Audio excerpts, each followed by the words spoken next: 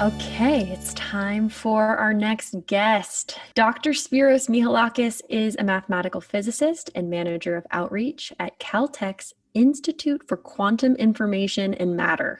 His current research focuses on the mathematical foundations of quantum physics. He has consulted in numerous films, including Marvel's Ant-Man and also Ant-Man and the Wasp. He is the person that I like to bring to a dinner party if I want to blow everyone's minds. I mean, you're blowing my mind just by having him on the podcast. So excited to have him here. Spiros, thank you so much for being here. Hello. Hi! Thank you for joining us. Yes, thank you for being here, Spiros. How are you? I'm doing pretty well. How are you two doing? We're good. So we're here to talk about the super light topic, truth. Yes, nice and light. I love it. So I'm curious to start from, where you sit in your profession. What do you define as truth? Okay, then. So there's two different levels, I guess, for truth. The first one, and I think you're asking the right person to answer this because I sit right at the intersection of mathematics and physics. And mathematics is not quite a science, right? So there is a different answer to what is truth from the sense of mathematics. And it's closer to what logic and inference from logic, these syllogisms of Aristotle and others have given us for thousands of years. And their truth is the idea that if you have some axioms, some foundations upon which you're going to build everything else, right? That two parallel lines never intersect. The sum of the angles of a triangle is 180 degrees, stuff like that. That once you start from something like this, and then you use what is known as modus ponens, it is the law of inference, then from this certain axiomatic truths, this foundational self-evident truths, then you get new ones. But in physics, it's different. Physics is a science, and it's one of the most hardcore of the sciences out there, quantum physics even more so. And their truth has a lower standard, even though it's still pretty insane. Like to be able to say, like, we found a new particle, right? Or this is a new law of physics, or we know this for sure. You need to do something that is called, like, well, first of all, the observations. You need to do so many observations. And to do that, you need to get to a place of what is called 5 sigma. These are 5 standard deviations away from some expected truth. You need to be sure, like up to 1 in 3.5 million chances that you haven't made a mistake. So that's what truth is from both a mathematical point of view and a scientific point of view. But what about the quantum realm? What about the quantum realm? I see. What's true in the quantum realm? Yes, the source code of all of truth, right? The quantum realm is a place beyond space and time as we know it, and it is real, right? This is exactly where what we study when we do quantum mechanics. And at Caltech, where I work, there's a lot of experimentalists and theorists that try to understand how to manipulate the laws of the quantum realm itself to make amazing things happen, like quantum computers happen and other things like that. And it seems that anything that it has predicted has come to pass, which is insane, okay? Like quantum teleportation of particles, check, right? Like being at 2 places at the same time, check. Yeah, we've. Okay, well. Did I drop a bomb? I'm sorry. Yes. What do you mean? Yeah, I mean that we are starting to understand what makes up space and time itself. We thought up until recently that space and time were kind of like fundamental constructs, right? As Immanuel Kant, thought of them, they're the fabric upon which all the other things play out. And very recently, something amazing has happened in physics. We've rocked our own world. We no longer think that space and time are fundamental, that there is a substrate to them. And the thing that gives rise to like distance and time has to do more with the strength of that connection than any distance that exists a priori. It's pretty amazing, right? It's like actually pretty poetic, I think, because you know how you feel about someone, no matter how far apart they are from you, and it feels like they're right next to you.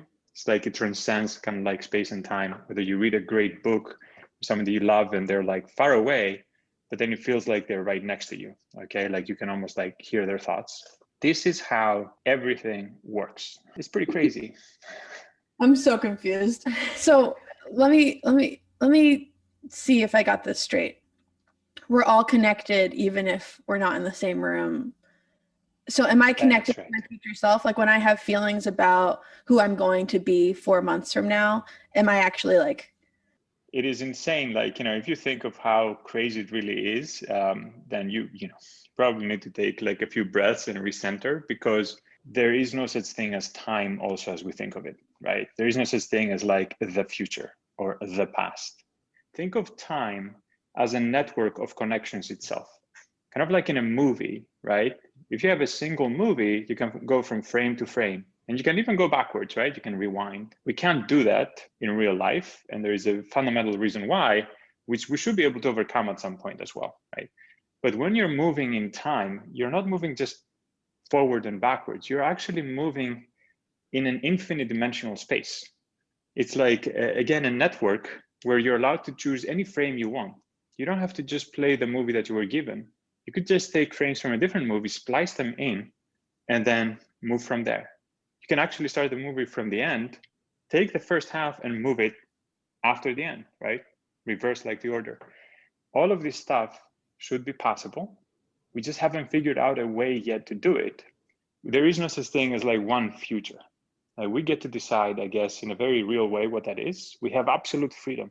And the more we learn how to occupy different points of view, the more we learn how to move through time, the same way that we're learning how to move through space. Yes. Okay, so take a breath. I'm breathing. I've had this conversation with him a couple times, so I'm like, yes. So, okay, just to pull back for a second, because I feel like it's so crazy, right? But if you connect it to our earlier conversation, and even if you're in any sort of spiritual practice, what's wild is that this exists in that realm. Like you could take this just purely poetic. What he's talking about with these frames, it's like there's so much happening in a moment that we aren't seeing, and therefore we are creating the connections between. Am I right in that? Absolutely. And yes, it is, that's well done, Brie. Thank you. Right. We're discussing truth. Let's go back to truth with a capital T. Right? There is no such thing. There's only a single truth, that there is no other truth. My mind is blown. I know. And to me, it's just, what I love about this is that it changes nothing. Like it changes everything and it changes nothing. So for folks that are listening and are trying to take your research and put it into their life, even if you just take it at like the poetic level of what you're saying, that like it takes all of us with our point of view, with our ability to learn to have empathy and see outside of ourselves, create this thing. What is it that you would love for listeners to take away from your work? Not necessarily from like a mathematical level, but from heart level. In fact, from the mathematical level, there wouldn't be much to take away, because the place where I'm currently with my research, my actual, scientific research, has taken me directly to whatever you would call the heart level. When you see that everything, all the hardcore technology we've ever built, right, is just like many, many layers of just relationships upon all this stuff, and different points of view kind of coalescing, coming together, and having a dialectic like we're doing right now, what I would tell the listeners is that be more like Jessie and Brie. Oh, did you hear that? Okay. Will you say it again one more time, just for clarity? Oh. Yeah. So, be more like Jessie and Brie. I really mean this. This is learning lots. What are you doing here, right? What is so important about this? You're trying to have a conversation.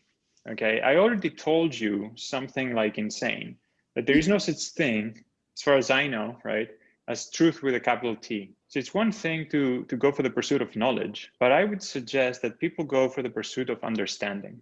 It's as simple as that, I think, right? Mm-hmm. Yeah. I mean, when you explained all this stuff before, it didn't sound that simple, but but I mean, But yeah, when you boil it down to just be like us, it's much easier to digest. of course, yeah, just be like us. My question is there a single truth that you wish everyone could know? Yes. I think it is that to know, you have to look inside, not just outside. You have to look inside. What assumptions have you made because of who you were growing up, who affected you, right? What relationships you formed? What assumptions have you made about the world and how it can be? And are you willing to let them go without losing yourself? Are you willing to have a conversation with somebody from the other side and not think of the conversation as like, I'm hoping by putting myself out there that I will be able to convince them? No, right? It's much harder than that, and actually much more fun, I think, if you do it right. The conversation is the answer. The fact that you're in the same table, connecting as human beings, is the answer. Like I've had conversations with people from the Flat Earth Society, and they have been wonderful human beings. They had me over for hours, like, you know, they brought me wine, all that stuff, answered their questions, asked about me, asked about them. I brought them to Caltech, we had lunch. And at some point, one of the leaders was like, I don't even care anymore whether the earth is flat or not. I just want to do science with you, right? I just want to hang out. Like, I want to know what's going on. Every time we isolate ourselves from others, we are doing a disservice to both ourselves and to the others, right? We carry so much wisdom. It is insane. It's such a waste to close ourselves off and say, like, I can't because I know what is true and this person is going to throw me off if I connect to them. No, I guarantee it. I'm a scientist, trust me, okay? Go out there and connect with the universe and the world. It's worth it. Wow, that's such a beautiful way to end. Thank you so much. I'm so grateful to have spoken with you. It was such a pleasure. Ladies, have a great day. You too. Bye. Bye. I loved that.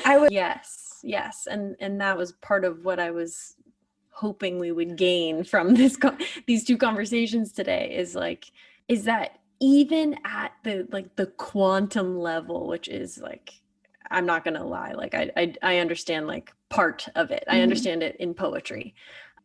We're still even at like the pinnacle of math and of science and of what we're calling like intelligence and knowledge. It all boils down to being curious, being open to being wrong, revising when you've made, a claim and realizing, oh, whoa, like that's not true.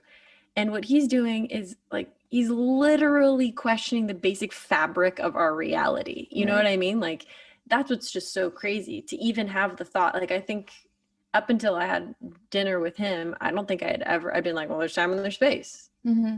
I don't think I would have been like, but is there? Yeah. Wow. That is really, that's heroic to me to question those things, have the courage to do that.